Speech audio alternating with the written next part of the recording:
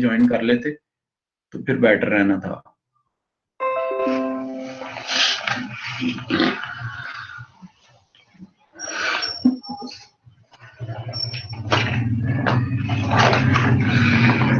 ये question number 34 पढ़ेंगे।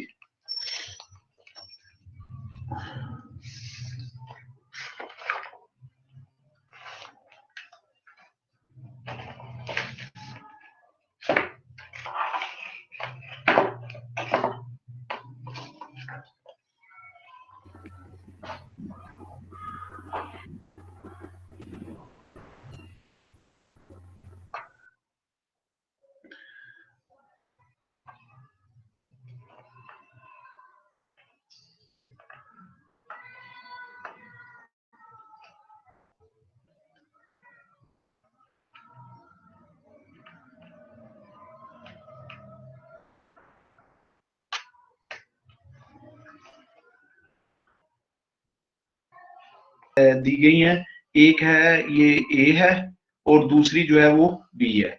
ये देखें ए जो है वो उसका आपको दिया गया है, ये जो ए है इसका आपको दिया गया है ए बी 0 और सी और डी ई 0 और एफ। वो कहता है अगर ये कम्यूट करेंगी इफ एंड ओनली इफ, अगर ये वाला जो गिवन डिटर्मिनेंट है ये इक्वल टू 0 आ जाएगा। इफ एंड ओनली इफ का मतलब, ये जो इफ एंड ओनली इफ है इसका क्या मतलब है? इसका मतलब ये है कि ये जो है हम पहले वाली कंडीशन जो है इसको सपोज करके तो दूसरी कंडीशन प्रूव कर सकते हैं, और या फिर दूसरी कंडीशन को सपोज करके हम पहले वाली कंडीशन जो है वो प्रूव कर सकते हैं। ठीक है, तो नॉर्मली आपको पता है, ये देखें ये ऊपर लिखा हुआ है, यहाँ पे देखें मैंने गुड लगाया अभी ऊपर, यहाँ पे लिखा हुआ है in general A B not is equal to B A, यानी नॉर्मली जो है वो ए और बी आपस में कम्यूट नहीं करती, यानी ए बी जो है वो बी ए के इक्वल नहीं होता इन जनरल। ठीक है ना, लेकिन वो कहता है कि बहुत स्पेसिफिक कंडीशन में ये कम्यूट कर सकती हैं, तो उसने यही कंडीशन बताई हुई है कि ये ए बी को जब बी ए से मल्टीप्लाई करेंगे तो ये कम्यूट करेंगी अगर ये वाली कंडीशन जो गिवन है यहाँ पे ये वाली ये सेटिस्फाई हो। तो मैंने अभी आपको बताया चूंकि इसमें इस क्वेश्चन में ये लिखा हुआ है इफ एंड ओनली इफ, तो इफ एंड ओनली इफ का मतलब ये होगा कि हम पहले वाली कंडीशन सपोज करेंगे और फिर दूसरे वाली कंडीशन जो है वो प्रूव करेंगे, फिर उसके बाद हम कन्वर्स पार्ट करेंगे, कन्वर्स पार्ट में हम पहले वाली कंडीशन सपोज कर लेंगे और दूसरी वाली कंडीशन जो है वो प्रूव करेंगे। तो ये देखिए पहले हम पहले वाली कंडीशन सपोज कर लेते हैं कि ट्रू है, यानी हम ये लिख देते हैं, ये देखिए कि ए बी जो है वो बी ए के इक्वल है, ए बी जो है वो बी ए के इक्वल है, यानी ए और बी आपस में कम्यूट कर रही हैं, हम ये सपोज कर लेते हैं कि ए और बी आपस में क्या कर रही हैं, कम्यूट कर रही हैं, और हमने ये वाली कंडीशन जो है जो इफ एंड ओनली के बाद लिखी हुई है इसको हमने प्रूव करना है। देखें अगर ए और बी आपस में कम्यूट कर रही हैं तो इसका मतलब ये होगा कि ए को बी से मल्टीप्लाई करें तो वही आंसर आएगा जो बी को ए से मल्टीप्लाई करने से आया है। तो हम लोग फिर यहाँ पे ये देखें पहले ए लिख लिया, फिर उसके बाद क्या लिख लिया, बी लिख लिया, इधर पहले बी लिख लिया और फिर उसके बाद क्या लिखा, ए लिखा, फिर उसके बाद हमने इनको मल्टीप्लाई कर लिया जो जनरल मल्टीप्लाई रूल है, यानी first row first column, after that first row second column, फिर सेकंड रो फर्स्ट कॉलम और सेकंड रो सेकंड कॉलम। जी यहां तक क्लियर हो गया भाई? बताएं अगर किसी को कोई इशू है तो।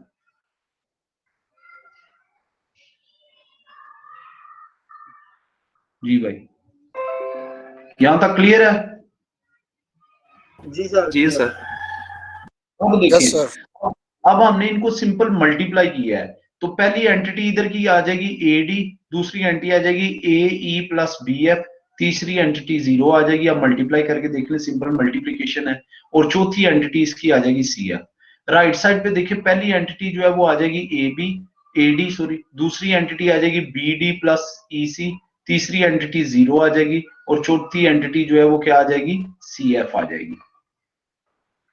अब देखिए चूंकि दो मैट्रिसेस इक्वल है, ये वाली लेफ्ट साइड वाली मैट्रिक्स जो है वो राइट साइड वाली मैट्रिक्स के इक्वल है, जब भी दो मैट्रिसेस इक्वल होती हैं तो इसका मतलब है कि इनके कोरस्पॉन्डिंग एलिमेंट्स इक्वल हैं, यानी पहला एलिमेंट पहले के इक्वल है, तो अगर आप देखें एडी जो है वो एडी के इक्वल है, ठीक है, दूसरा एलिमेंट दूसरे के इक्वल है, लेकिन यहाँ पे दूसरा एलिमेंट सेम नहीं है, तो जब ये सेम नहीं है तो हम इससे ये नतीजा निकालते हैं कि ये भी आपस में इक्वल होंगे, तो हम नीचे ये देखें इसको ये लिख लिया है कि ये भी आपस में इक्वल है, यानी ए जो है ए प्लस बी एफ जो है वो किसके इक्वल है, बी डी प्लस ई सी के। अगर आप थर्ड एलिमेंट देखें तो 0 0 के इक्वल है, ठीक है। और फोर्थ एलिमेंट अगर आप देखें तो जो सी एफ है वो सी एफ के इक्वल है, तो फिर यही सेकंड एलिमेंट ही बचता है, तो इसको हमने ये लिख लिया कि ए ई प्लस बी एफ किसके इक्वल है, बी डी प्लस ई सी के। ये जो ए और बी एफ है इसको हम दूसरी तरफ ले आए तो ये देखिए ये दोनों क्या हो जाएंगे, ये नेगेटिव हो जाएंगे दोनों। वो राइट साइड वाले उसी तरफ रहे हैं तो लेफ्ट साइड वालों को हम लोग जो है वो दूसरी तरफ ले गए हैं, तो ये किसके इक्वल फिर आ गया, जीरो के इक्वल। ठीक है ना। तो ये जब जीरो के इक्वल आ गया तो ये देखिएगा,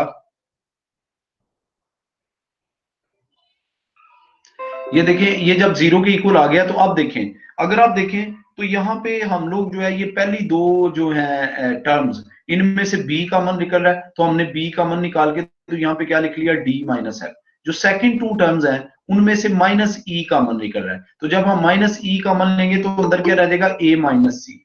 ठीक है, अंदर क्या रह जाएगा, ए माइनस सी। ठीक है। तो अब अगर आप देखें तो ये देखिएगा,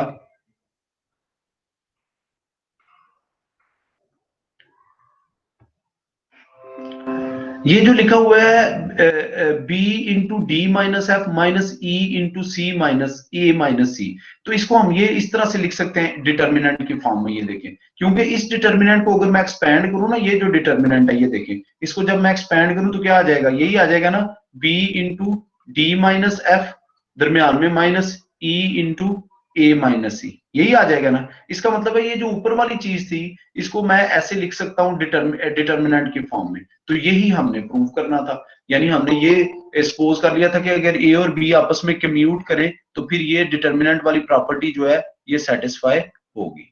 ठीक है। तो यहां तक अगर किसी को कोई इशू है तो पूछ लो।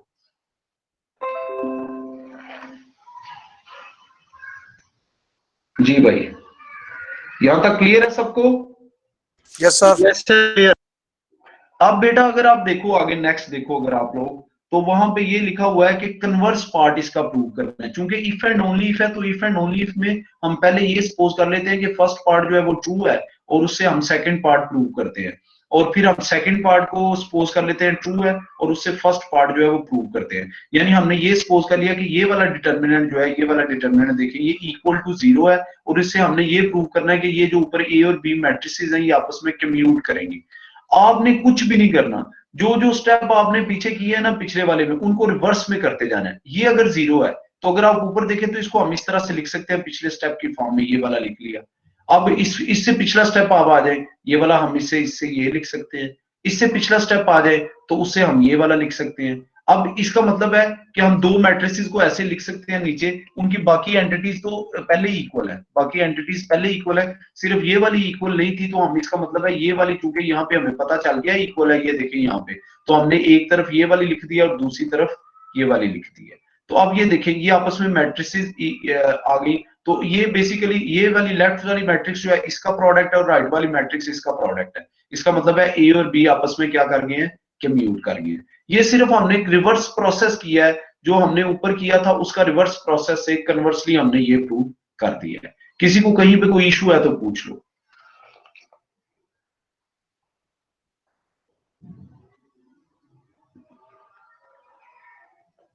हाँ जी भाई, क्लियर है?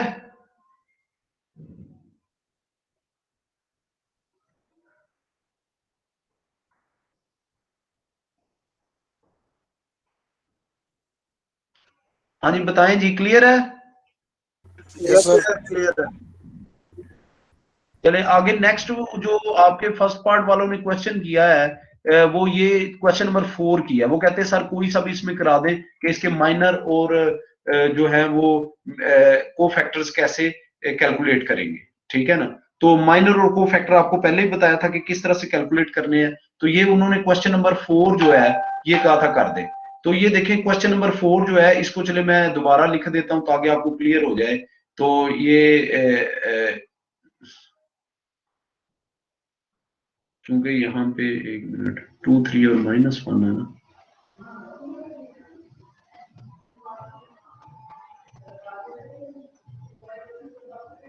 पहली एंटिटी थी इसकी। चले मैं क्वेश्चन ही दोबारा लिख देता हूँ सारा आपको, क्योंकि इस तरह उनको जब बताया था तो इस तरह से।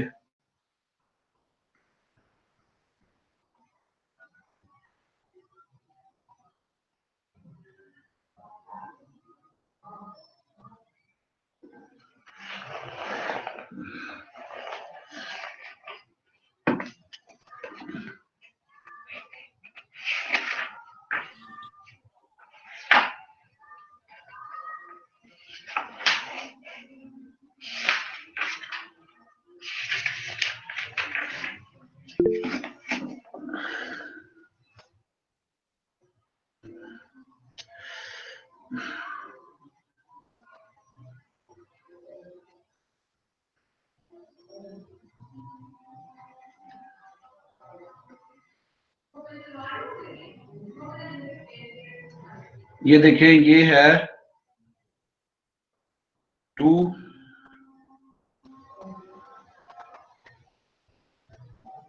3 -1 और 1।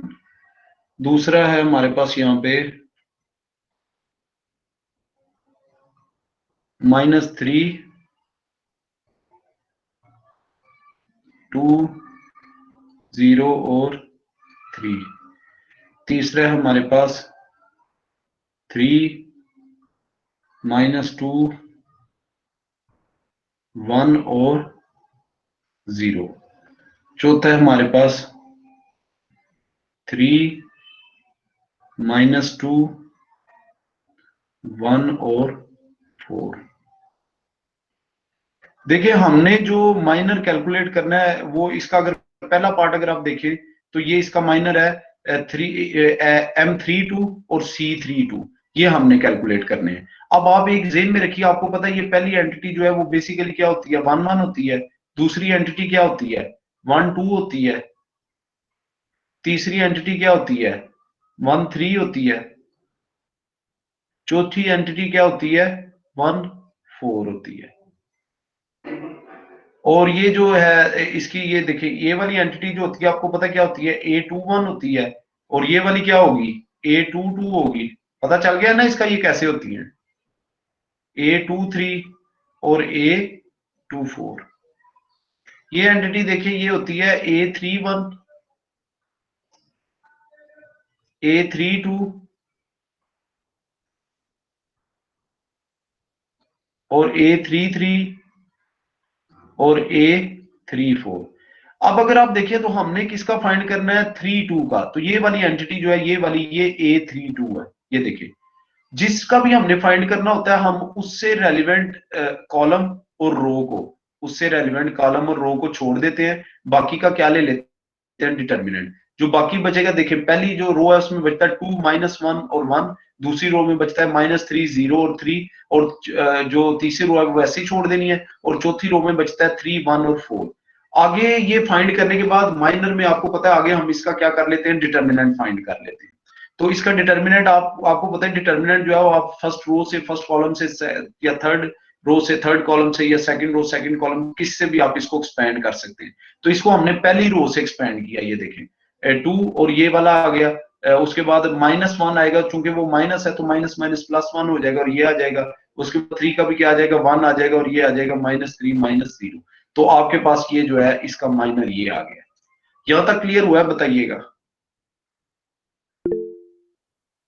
यस सर, हो गया। Yes sir. आगे जब आपने को फैक्टर फाइंड करना होता है वो होता माइनर ही है। फर्क सिर्फ ये होता है कि आप -1 की पावर वो ले लेते हो जो पीछे सबस्क्रिप्ट होते हैं। तो यहाँ पे चूंकि सबस्क्रिप्ट जो है वो 3 2 है, तो आप -1 की पावर क्या ले लोगे, 3 + 2। तो 3 + 2 का मतलब है -1 की पावर -5। और M32 आप पहले ही कैलकुलेट कर चुके हैं, ये -30 आया है। तो -1 की पावर 5 जो है वो -1 होगा, वो -30 से मल्टीप्लाई होके क्या हो जाएगा, +30। जी भाई, क्लियर हो गया क्वेश्चन नंबर 4। यस इसका सर। इसका मैंने ये पार्ट किया, बाकी पार्ट्स आप कर लेंगे ना।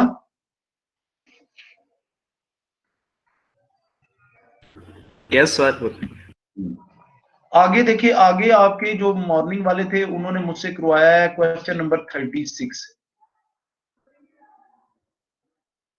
क्वेश्चन नंबर 36 अगर आप देखें तो वहां पे ये लिखा हुआ है, क्वेश्चन नंबर 36 देखें जी।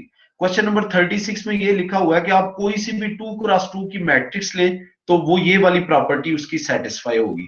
यानी उसका डिटर्मिनेंट जो है वो किसके इक्वल होगा, 1/2 trace of A 1 trace of A square और ट्रेस ऑफ ए और इसका डिटर्मिनेंट। यानी आप कोई सी भी 2x2 की मैट्रिक्स ले लें तो ये वाली प्रॉपर्टी जो है वो क्या हो जाएगी, सेटिस्फाई हो जाएगी। ठीक है। तो अब देखें, आप लोग एक 2x2 की मैट्रिक्स ले लें कोई भी, ये मैंने ले लिया जनरल। आप चाहे तो A11 A12 A21 A22 भी ले सकते हैं। लेकिन मैंने यहाँ पे ये देखे अपने अपनी तरफ से, क्योंकि उसने कोई वहां पे मैट्रिक्स दी नहीं हुई, उसने कहा है जनरल आप कोई भी 2x2 की मैट्रिक्स ले ले तो वो ये वाली प्रॉपर्टी जो है वो सेटिस्फाई करेगी। तो हम 2x2 की एक मैट्रिक्स ले लेते हैं A, ये देखें। और उसके जो हमने बनाए वो उसमें एंट्रीज ले लेंगे, देखें ए बी और सी डी, जाहिर है 2x2 किया तो कोई ना कोई इस तरह से एंट्रीज होंगी, तो वो हमने ए बी और सी डी ले ली। अब देखें, अगर आप देखें तो उसका एक तो हमने डिटर्मिनेंट फाइंड करना है लेफ्ट हैंड साइड पे, तो लेफ्ट हैंड साइड पे जब हमने इसका डिटर्मिनेंट फाइंड किया तो ये देखिए ये वाला आ गया, जिसको मैंने अभी अनसर्कल किया है, ये देखिए यहाँ पे अगर आप देखें तो ये इसका डिटर्मिनेंट आ गया है, determinant of A, determinant of A किसके इक्वल होगा, ए और डी को मल्टीप्लाई कर देंगे, दरमियान में माइनस आ जाएगा और फिर बी और सी को मल्टीप्लाई कर लेंगे, ये डिटर्मिनेंट आ गया। उसके बाद अगर आप राइट हैंड साइड पे देखें तो राइट हैंड साइड पे सबसे पहले आ जाता है ट्रेस ऑफ ए। आपको बताया था किसी भी मैट्रिक्स का ट्रेस कैसे फाइंड करते हैं, ये देखिए हम क्या करते हैं, हम उसकी जो प्रिंसिपल डायगोनल है उसकी एंट्रीज को ऐड कर लेते हैं, ये प्रिंसिपल डायगोनल है, ये देखें तो इसकी एंट्रीज को ऐड करेंगे तो ट्रेस ऑफ ए किसके इक्वल आ जाएगा, ए प्लस डी के। उसके बाद अगर आप देखें तो उसमें दो जगह पे ट्रेस ऑफ ए है, वो तो हमने कैलकुलेट कर लिया। उसके बाद आगे इसमें नीचे जो थर्ड एंट्री है उसमें लिखा हुआ है ट्रेस ऑफ ए स्क्वायर, तो ट्रेस ऑफ ए स्क्वायर के लिए तो पहले हमें ए स्क्वायर फाइंड करना होगा, तो ये देखिए हमने ए स्क्वायर को फाइंड किया। ए स्क्वायर कैसे फाइंड करेंगे, हमने ए को ए से ही मल्टीप्लाई कर दिया, जब हमने ए को ए से ही मल्टीप्लाई कर दिया तो हमारे पास क्या आ गया, ए स्क्वायर, ये वाला आ गया। अब जब इसका ट्रेस फाइंड करेंगे तो डेफिनेटली इसकी जो डायगोनल एंट्रीज हैं प्रिंसिपल डायगोनल को उनको ऐड करेंगे, तो हमने उनको ऐड कर लिया, यानी A square B C plus B C और डी स्क्वायर, तो ये हमारे पास आ गया A square 2bc plus D square. अब लेफ्ट हैंड साइड तो हम पहले ही कैलकुलेट कर चुके हैं, एडी माइनस बीसी ये वाला आ गया था। उसके बाद राइट हैंड साइड में अब हम राइट हैंड साइड को कैलकुलेट करते हैं, तो राइट हैंड साइड अगर आप देखें तो ये लिखा हुआ है 1/2 trace of A 1 trace of A square और ट्रेस ऑफ ए का डिटर्मिनेंट, तो यहाँ पे 1/2 लिख लिया। ट्रेस ऑफ ए अगर आप देखें तो वो हम कैलकुलेट कर रहे हैं, वो है ए प्लस डी, ठीक है। उसके अलावा ट्रेस ऑफ ए स्क्वायर है, वो किसके इक्वल है, A square plus 2bc plus D square. इसके अलावा ट्रेस ऑफ ए फिर है तो वो ए प्लस डी लिख लिया। आगे हमने इसका डिटर्मिनेंट लेना, डिटर्मिनेंट में आपको पता ही है, पहले एडी को एडी से मल्टीप्लाई करेंगे तो एडी स्क्वायर आ जाएगा, दरमियान में माइनस, फिर 1 को A square plus 2bc plus D square से मल्टीप्लाई करेंगे तो ये एज इट इज आ जाएगा, दरमियान में माइनस होगा। अब हमने ए प्लस डी का होल स्क्वायर एक्सपेंड किया तो हमारे पास ये आ गया। दूसरा इसके पीछे देखिए माइनस है तो इसकी सारी एंट्रीज जो है वो क्या हो जाएंगी, माइनस। यहाँ पे अगर आप देखें तो ए स्क्वायर माइनस ए स्क्वायर से कैंसिल हो जाएगा, इसी तरह D square minus D square से कैंसिल हो जाएगा और हमारे पास बचेगा 2ad माइनस 2bc bc। 2 हमने इसमें से कॉमन ले लिया, 2 कॉमन लेके ये नीचे वाले 2 से कैंसिल हो जाएगा और हमारे पास क्या बचेगा, ad माइनस bc, तो ये ad माइनस bc, ये देखिए ये बच गया। अगर आप देखें तो राइट हैंड साइड भी इसके इक्वल आ गई है, यहाँ पे ये देखें राइट हैंड साइड, जो राइट हैंड साइड है ये वही लेफ्ट हैंड साइड है, लेफ्ट हैंड साइड ये बन गया, तो यही हमने प्रूव करना था। समझ आ गई है भाई, क्लियर हुआ है ये? Yes sir. चले अजान सुन ले, अजान होने लगी है, फिर इसके बाद मैं आपको कराता हूँ।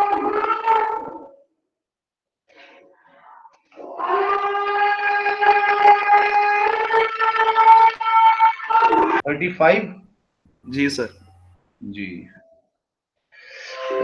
चले, उन्होंने तो बस इतना ही करवाए थे, आगे अगले टॉपिक मैंने उनका स्टार्ट कर दिया था, लेकिन आपको पहले मैं 35 करा देता हूँ। ये उनका 2.2 स्टार्ट कर दी थी आज आगे, तो आपको पहले मैं इसका 35 क्वेश्चन जो है वो करवा देता हूँ।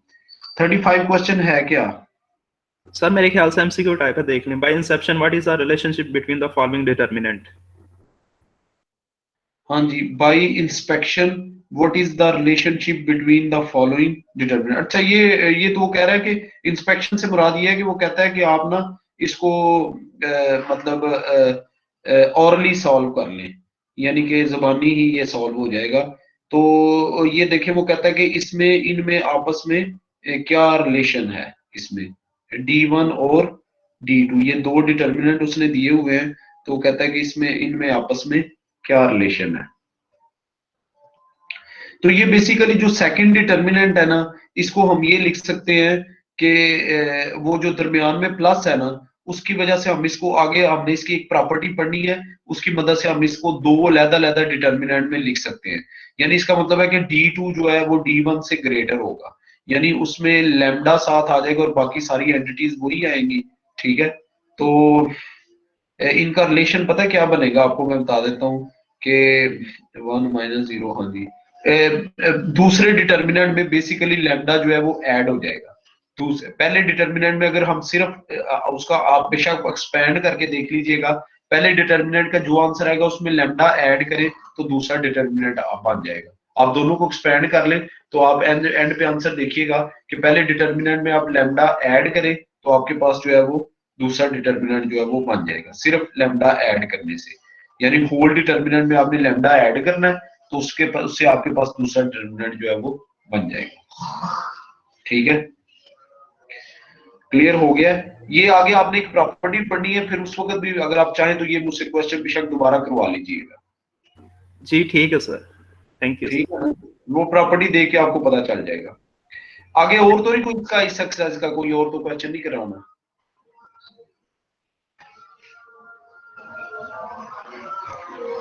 जी भाई,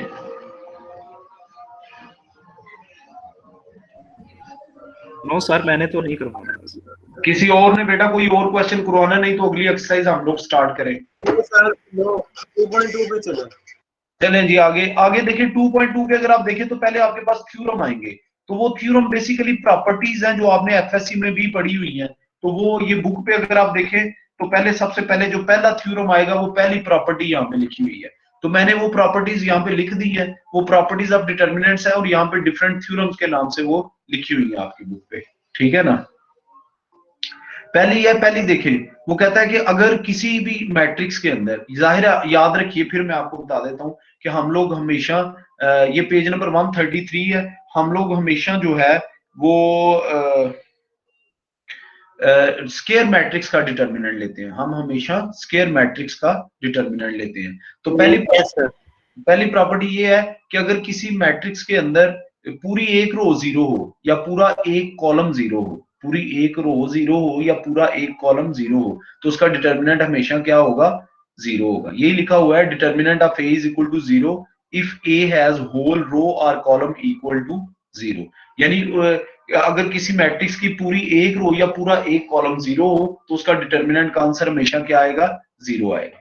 क्लियर हुआ?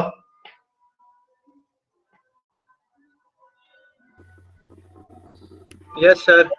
आगे सेकंड देखें, वो कहता है किसी भी मैट्रिक्स में अगर हम उसका डिटर्मिनेंट लें या उसके ट्रांसपोज का, मैट्रिक्स का ट्रांसपोज लेना आता है ना, तो ट्रांसपोज मैट्रिक्स का ऐसे लेते हैं, you can change either rose into columns और कॉलम्स इनटू रोज। यानी आप रोज को कॉलम में या कॉलम को रो में चेंज कर ले तो उस मैट्रिक्स का ट्रांसपोज बन जाता है। वो कहता है किसी मैट्रिक्स का आप डिटर्मिनेंट ले या उसके ट्रांसपोज लेके डिटर्मिनेंट ले, आंसर डिटर्मिनेंट का सेम ही आएगा।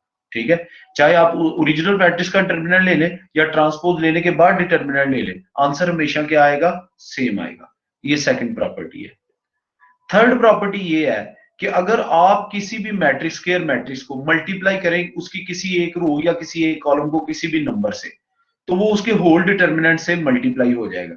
जैसे यहाँ पे ये लिखा हुआ है कि अगर हमारे पास एक स्क्वायर मैट्रिक्स ए है और हम उसकी किसी एक रो या किसी एक कॉलम को के से मल्टीप्लाई करने के बाद हमारे पास मैट्रिक्स क्या बन जाती है? वो बी। जाहिर है जब हम किसी मैट्रिक्स के किसी एक रो या कॉलम को मल्टीप्लाई करेंगे किसी नंबर से तो वो फिर दूसरी मैट्रिक्स बन जाएगी। तो वो हम सपोज कर लेते हैं कि मैट्रिक्स क्या बन जाती है? बी। तो फिर वो कहता है बी का डिटर्मिनेंट जो है वो इक्वल होगा determinant of A multiply by के, यानी वो जो जिस नंबर से हमने मल्टीप्लाई किया था। यानी इससे ओवरऑल ये रिजल्ट निकलता है कि अगर हम किसी मैट्रिक्स की किसी एक रो या एक कॉलम को किसी नंबर से मल्टीप्लाई करें तो उसका डिटर्मिनेंट जो है वो होल वैल्यू जो है वो किससे मल्टीप्लाई हो जाएगी? उसी नंबर से मल्टीप्लाई हो जाएगी। ये आपने प्रॉपर्टीज एफएससी में भी की हुई है। आगे देखिए, if we interchange any two rows और columns of a square matrix A and its determinant will be multiplied by -1। यानी अगर आप किसी मैट्रिक्स का डिटर्मिनेंट लेते हैं तो डिटर्मिनेंट लेने के बाद अगर आप कोई सी भी दो रोज को या दो कॉलम्स को इंटरचेंज करते हैं तो उसके डिटर्मिनेंट का जो भी आंसर आएगा वो माइनस से मल्टीप्लाई हो जाएगा। यानी जो ओरिजिनल डिटर्मिनेंट का आंसर आएगा वो आंसर जो है वो माइनस से मल्टीप्लाई हो जाएगा अगर आप कोई सी भी दो रोज या दो कॉलम्स को आपस में इंटरचेंज करते हैं।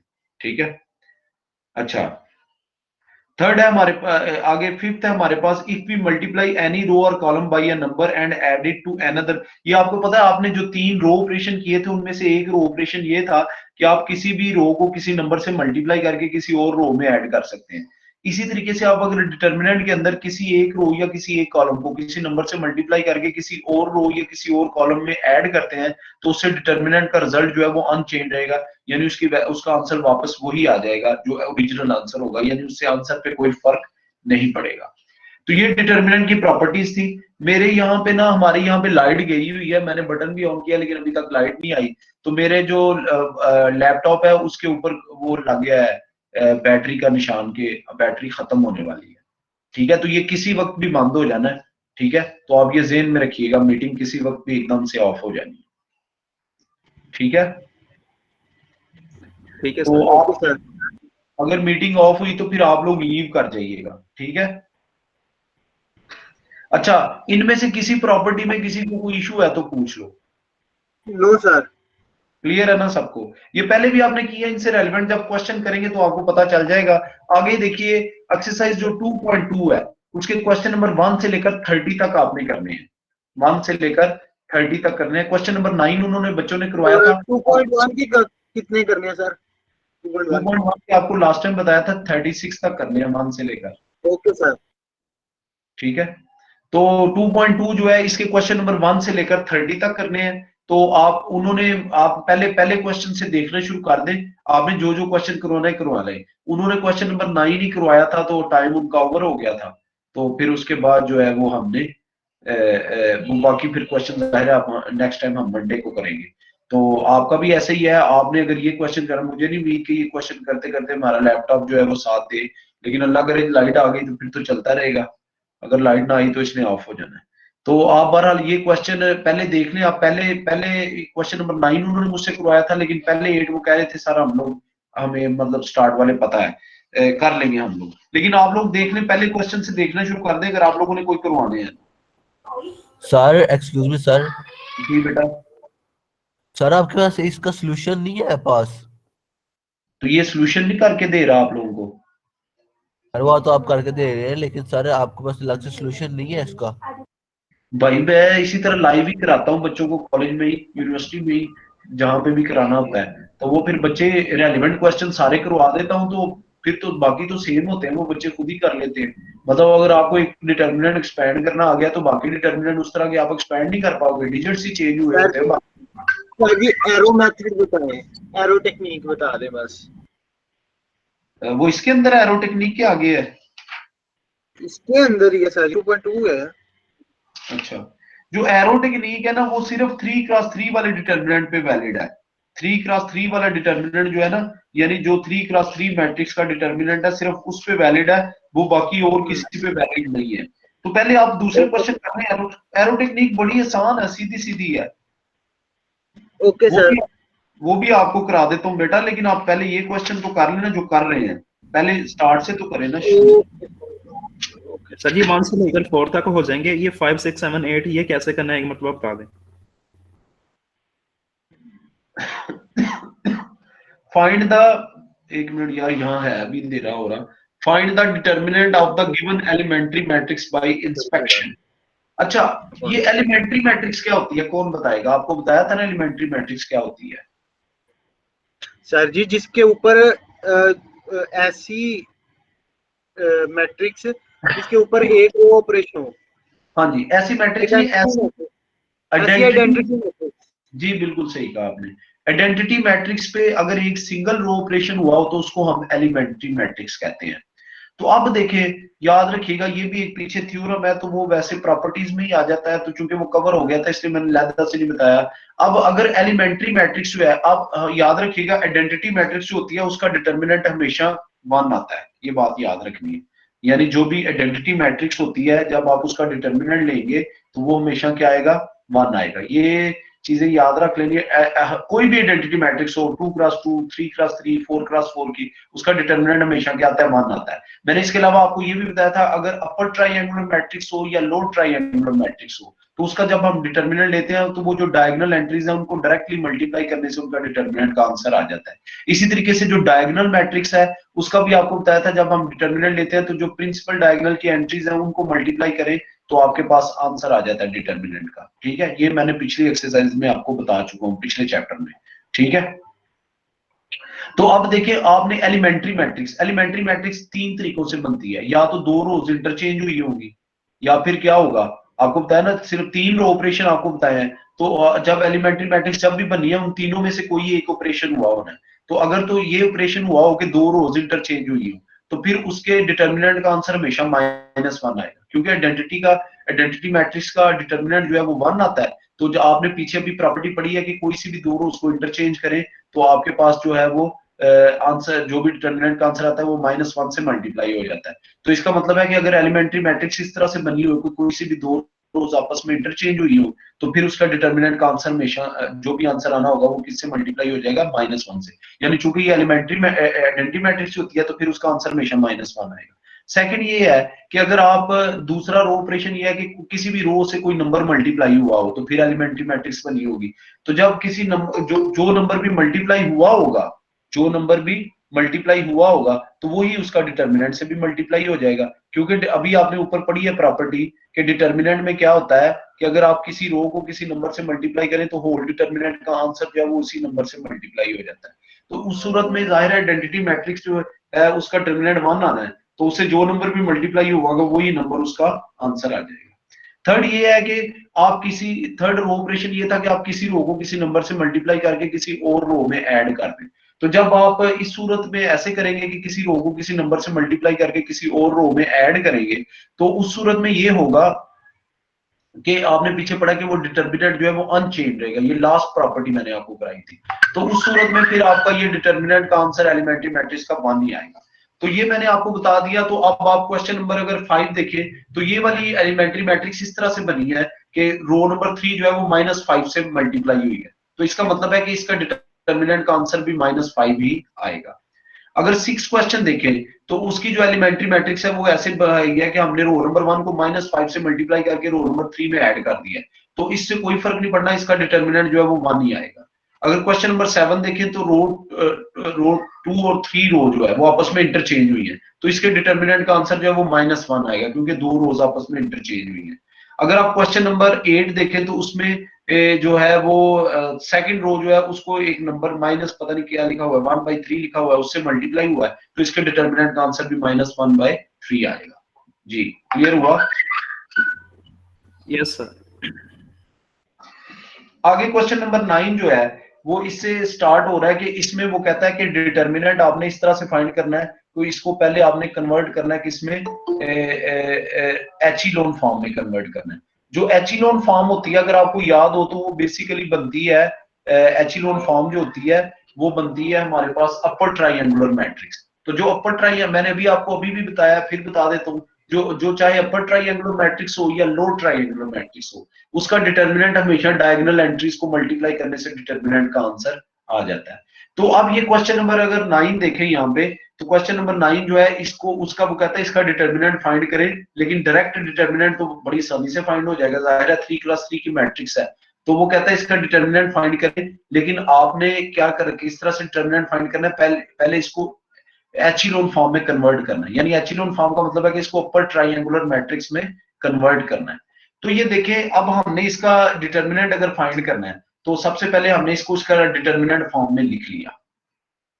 अब जब इसको एचिलोन फॉर्म में कन्वर्ट करना है तो आपको पता ही है कि जब भी हमने एचिलोन फॉर्म में कन्वर्ट करना होता है तो पहली नॉन जीरो लीडिंग एलिमेंट है फर्स्ट रो का वो 1 आना चाहिए। तो यहाँ पे फिर क्या आना चाहिए, 3 की जगह 1 आना चाहिए। तो 1 लाने के लिए अब डिटर्मिनेंट में उस तरह से हम लोग ऑपरेशन नहीं करते। डिटर्मिनेंट में हम क्या करते हैं कि अगर पूरी रो से या पूरे कॉलम से कोई चीज कॉमन निकल रही हो तो उसको हम कॉमन निकाल लेते हैं, एक ये तरीका है। दूसरा ये तरीका है कि अगर डिटर्मिनेंट की किसी रो को हम किसी नंबर से डिवाइड करेंगे तो बाहर उसी नंबर से हम उसको मल्टीप्लाई करेंगे।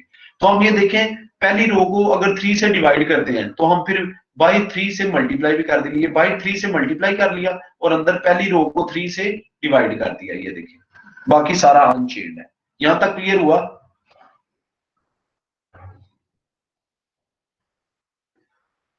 जी बताइएगा, क्लियर हो गया? Yes sir. सर ये रिपीट कीजिएगा, ये बाहर 3।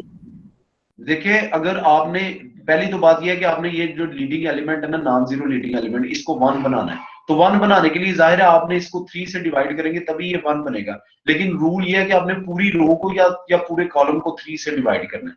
तो अंदर हम पूरी रो को 3 से डिवाइड कर लेते हैं, लेकिन जब जिस नंबर से हम डिवाइड करेंगे अंदर उसी नंबर से बाहर हम मल्टीप्लाई करने के भी बाउंड होंगे। और अगर हम किसी नंबर से मल्टीप्लाई करेंगे अंदर तो उसी नंबर से हम बाहर डिवाइड करने के भी बाउंड होंगे। समझ आ गई बात की? जी सर ठीक। पहली रो को हमने अंदर 3 से डिवाइड किया तो बाहर फिर 3 से उसको उसी को मल्टीप्लाई करेंगे। जब अंदर 3 से डिवाइड किया तो ये देखिए रो वाली ये रो इस तरह से बन जाएगी ये वाले, और बाहर 3 आ जाएगा।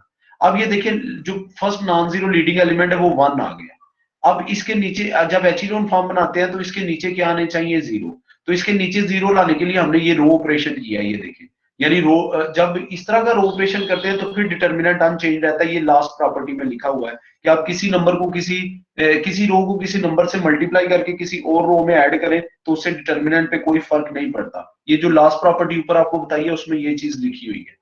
तो हमने क्या किया, रो 2 को हमने रो 1 को 2 से मल्टीप्लाई करके रो 2 में ऐड कर दिया, उससे यहाँ पे 0 आ गया, यहाँ पे 3 आ गया और यहाँ पे क्या आ गया, 4 आ गया। लेकिन इससे डिटर्मिनेंट को कोई फर्क नहीं पड़ेगा, बाकी सारे का सारा डिटर्मिनेंट हमने एज इट इज लिख लिया। यहां तक क्लियर है?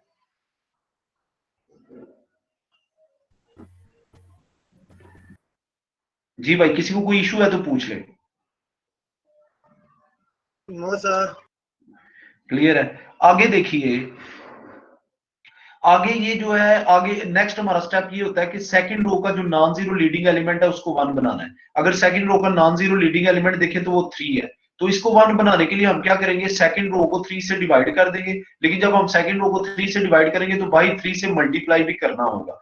जब हम बाई 3 से मल्टीप्लाई करेंगे तो बाई जो है वो 9 बन जाएगा, और सेकंड रो जो है उसका पहला एलिमेंट 0 को जब 3 से डिवाइड करेंगे तो 0 ही रहेगा, जब 3 को 3 से डिवाइड करेंगे तो 1 आ जाएगा, जब 4 को 3 से डिवाइड करेंगे तो ये 4/3 आ जाएगा। क्लियर हो गया? इस स्टेप, ये स्टेप भी क्लियर हो गया भाई? Yes sir. आगे देखिए, अब सेकंड रो का भी नॉन जीरो लीडिंग एलिमेंट जो है वो 1 आ चुका है। जब ये 1 आ जाए तो इसके नीचे क्या लेके आना है, 0। तो नीचे 0 लाने के लिए आप देखें कि हम सेकंड रो जो है इसको 2 से -1 से मल्टीप्लाई करके थर्ड रो में ऐड कर देते हैं। मैंने अभी आपको बताया इस रो ऑपरेशन से डिटर्मिनेंट पे कोई फर्क नहीं पड़ता। तो ये देखिए, अगर आप लोग, तो हमने क्या किया, जब हमने रो 1 तो एज इट इज रहेगी, रो 2 को जब हमने -1 करके -1 से मल्टीप्लाई करके रो 3 में ऐड किया तो यहाँ पे 0 आ गया, यहाँ पे भी 0 आ गया, और यहाँ पे क्या आ गया, 11/3 आ गया। क्योंकि जब हमने 5 में से 4/3 को माइनस किया तो ये देखिए मैंने साइड पे माइनस किया हुआ एलसीएम लेके, तो आंसर क्या आ जाएगा, 11/3 आ जाएगा। अब अगर आप देखें तो पहली रोज जो है वो एचिलोन फॉर्म को सेटिस्फाई कर चुकी है, लेकिन थर्ड रो में जो पहला नॉन जीरो लीडिंग एलिमेंट है वो है 11/3, तो इसको 1 लाना चाहिए। तो इसको 1 लाने के लिए हम क्या करेंगे, हम अंदर जो है वो 11/3 से डिवाइड कर देंगे और बाहर 11/3 से क्या करेंगे, मल्टीप्लाई कर देंगे। जब अंदर 11/3 से डिवाइड करेंगे तो ये वाली एंटिटी 1 हो जाएगी, बाहर 11/3 से मल्टीप्लाई करेंगे तो ये 3 जो है नीचे वाला ये 9 से कैंसिल होके 3 हो जाएगा, और 3 से मल्टीप्लाई 11 से मल्टीप्लाई होके क्या हो जाएगा, 33 हो जाएगा। अब अगर अंदर आप देखें तो ये वाली अपर ट्राइंगुलर मैट्रिक्स बन चुकी है। ये अपर ट्राइंगुलर मैट्रिक्स जो है इसका डिटर्मिनेंट कैसे आता है कि हम डायगोनल एंट्रीज को मल्टीप्लाई कर लेते हैं। तो डायगोनल पे अगर आप देखें तो डायगोनल पे तीनों ही मान है, तो जब तीनों मान को हम मल्टीप्लाई करेंगे तो आंसर क्या आएगा, 1। उस मान को जब 33 से मल्टीप्लाई करेंगे तो आंसर क्या आएगा, 33। अब ये हमने इसकी एचिलोन फॉर्म बना के इसके डिटर्मिनेंट को वैल्यूएट किया। अगर आप डायरेक्ट डिटर्मिनेंट को वैल्यूएट करें तो आप देखेंगे फिर भी आंसर क्या आएगा, 33। लेकिन अब यहाँ पे हमने क्या किया है, एचिलोन फॉर्म बना के इसके डिटर्मिनेंट को वैल्यूएट किया। जी भाई, क्लियर हुआ है? अगर वो बाउंड ना करे तो फिर तो नहीं ना ऐसा करना? नहीं, फिर तो वो क्वेश्चन देखिए आपको पता है मैट्रिक लेवल का बन जाएगा। फिर तो वो कहेगा इस डिटर्मिनेंट को वैल्यूएट करें, तो या तो वो 2 नंबर का ये नंबर पेपर में देगा, तो या फिर आपको पता है फिर तो मैट्रिक लेवल का बन जाएगा ना। जी सर। क्योंकि वो यहाँ पे रो ऑपरेशन ही चेक करना है कि इसको पता है कि नहीं कि रो ऑपरेशन कैसे करने हैं, वो आपने काफी पिछले ठीक है ना सर जी। इसमें जो रो ऑपरेशन जब हमने परफॉर्म किए तो हमने बाहर भी उसे 3 से 9 से मल्टीप्लाई किया, तो पहले तो हम ऐसे नहीं थे ना करते बाहर जी। उसमें देखिए मैट्रिसेस में ऐसा नहीं होता, वो सिस्टम ऑफ लीनियर इक्वेशन होता है, उसमें ऐसा नहीं होता। लेकिन यहाँ पे ये वाला जो रो ऑपरेशन है ना, इससे कोई फर्क नहीं पड़ता, लेकिन जो मल्टीप्लाई या डिवाइड करने वाला रो ऑपरेशन है उससे फर्क पड़ता है। तो फिर हम क्या करते हैं, जब भी किसी नंबर को, किसी पूरी रो को मल्टीप्लाई करते हैं तो उसी से हम बाहर डिवाइड कर देते हैं, या किसी पूरी रो को जब डिवाइड करते हैं तो उसी नंबर से हम बाहर मल्टीप्लाई कर देते हैं। तो इसमें ये डिटर्मिनेंट्स में है ना, मैट्रिसेस में तो नहीं ना होता? ये डिटर्मिनेंट में है सिर्फ। जी बिल्कुल। सर जी लाइट आ गई है? नहीं, मेरा बिल्कुल क्लोज होने लगा यहाँ पे, योर बैटरी इज रनिंग लो, मुझे मैसेज आ रहा है बार बार, तो अब आप लोग लीव कर जाए मेरा ख्याल है। बाकी इंशाल्लाह ताला आप लोग कल फिर कर लेंगे। Thank you very much. जरा लीव कर जाए, मैंने ये मीटिंग बंद करनी है। मेरी बैटरी पे रेड आ गया हुआ है, तो अब दूसरा मैसेज भी आ गया, योर बैटरी इज रनिंग लो।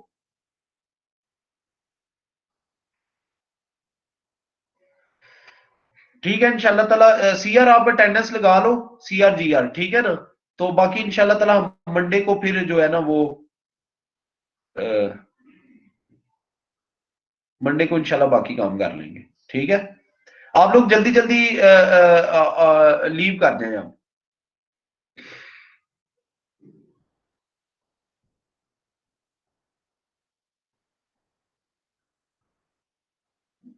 जल्दी भाई लीव कर जाएं।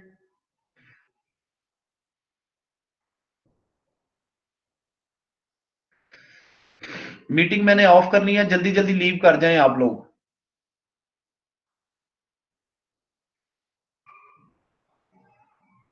अब्दुल्ला सिराज हसन लीव करें, जल्दी जल्दी करें। मोहम्मद अरसलान शाजेब, मोहम्मद अली लीव करें जल्दी। तलहा महर, नूरुल सहर जल्दी जल्दी लीव करें जी। अब्दुल्ला सिराज, सदफ जल्दी जल्दी लीव करें भाई।